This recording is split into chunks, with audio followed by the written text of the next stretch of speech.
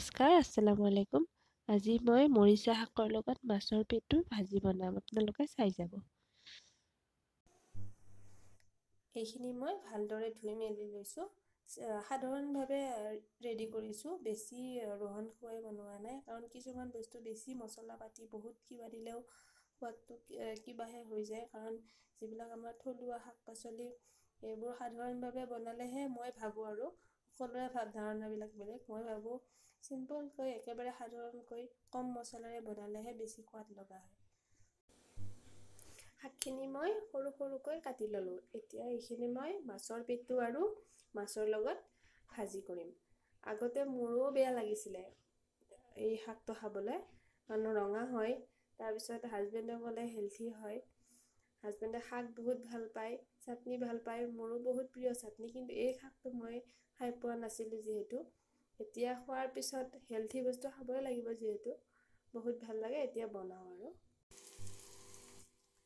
ইয়াত মই পিঁয়াজ নহৰু অলপ কমকৈ দিছোঁ, জলকীয়া বেছি মছলা দিয়া নাই, জালুকৰ গুড়ি, তাৰপিছত অকণমান জিৰা গুড়ি, এইখিনিতো আৰু বেলেগ মছলা দিয়া নাই, হালধি, নিমখ পৰিমাণতে। ইয়াত মই মাছৰ পেটুখিনি আৰু মাছখিনি পেলাই দিম। এইখিনি দিয়াৰ আগত অকণমান পানী দিম, যাতে পিঁয়াজখিনি ৰৈ যাব পাৰে। ইয়াত মই মাছৰ পেটুখিনি মাছ দুপিচ দি দিছোঁ। আৰু বহুতেই শাকৰ লগত মাছটো ফ্ৰাই কৰি লয়।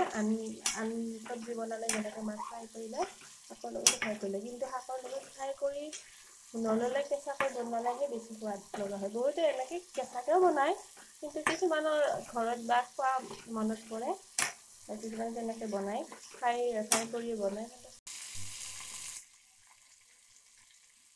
এইখিনি মই ভালদৰে ভাজিছোঁ, লাৰি আছোঁ, ভাজি আছোঁ। ইয়াত মই অকণমান পানী দিম। পানী দিয়াৰ পিছত যেতিয়া সিজি যাব, তাত শাকখিনি পেলাই দিম। আপোনালোকে কোনোবাই যদি মাছ যদি ফ্ৰাই কৰি শাকৰ লগত খাই, কেঁচাকৈ বনাই খাই চাবচোন, বহুত সোৱাদ লাগে। মাছৰ যিটো আচল সোৱাদ, এইটো কেঁচাতহে পোৱা যায়। ফ্ৰাই কৰিলেও ভাল লাগে, কিন্তু কেঁচাত বেছি হেল্থি হয় বুলি মই ভাবোঁ। আৰু পানী দি এতিয়া মই উতলাই দিম। যেতিয়া সিজি যাব, মাছৰ কেঁচা গোন্ধটো নোহোৱা হ'ব আৰু মাছখিনি ধুনীয়াকৈ সিজি যাব, তেতিয়া শাকখিনি পেলাই দিম। মাছখিনি প্ৰায় সিজি গৈছে। এতিয়া মই ইয়াত শাকখিনি পেলাই দিম। এয়া শাকখিনি মই পেলাই দিলোঁ। সকলোখিনি শাক মই ইয়াত দি পেলাই কম জুইত দি দিম। শাকখিনি ইয়াত দি এতিয়া মাছৰ লগত ভালদৰে মিলাই দিলোঁ। শাকৰ এটা পানী উঠে অলপ, এই পানীখিনি ওলাইছে, ধৰিব পাৰিছে। শাকৰ পানীখিনি যেতিয়া মৰি যাব, কম জুইত দি থৈছোঁ। তাৰপিছত জুইটো চিমত দি থৈছোঁ। পানীটো মৰি গ'লে সিজি যাব, তেতিয়া নমাব পাৰিম। আৰু শাকৰ ভাজি হৈ গ'ল। ভাল লাগিছে খাবলৈ। মই এবাৰ অলপ খাই চালোঁ, বহুত সোৱাদ লগা হৈছে। আৰু মানে কি, সকলো শাক ভাজিও ভাল নালাগে, সকলো শাক জোল কৰিও ভাল নালাগে। পালেং শাকটো মাছৰ লগত জোল কৰিলে চবেই জানে হেল্থিও হয়, খাব লাগে তেনেকৈ। এই মৰিচা শাকটো এনেকৈ ভাজি বনালে বেছি সোৱাদ লগাও হয়, কাৰণ সকলোৱে এই শাকটো খাবলৈ বেয়া পায়। আমাৰ শাকৰ তৰকাৰী হৈ গ'ল।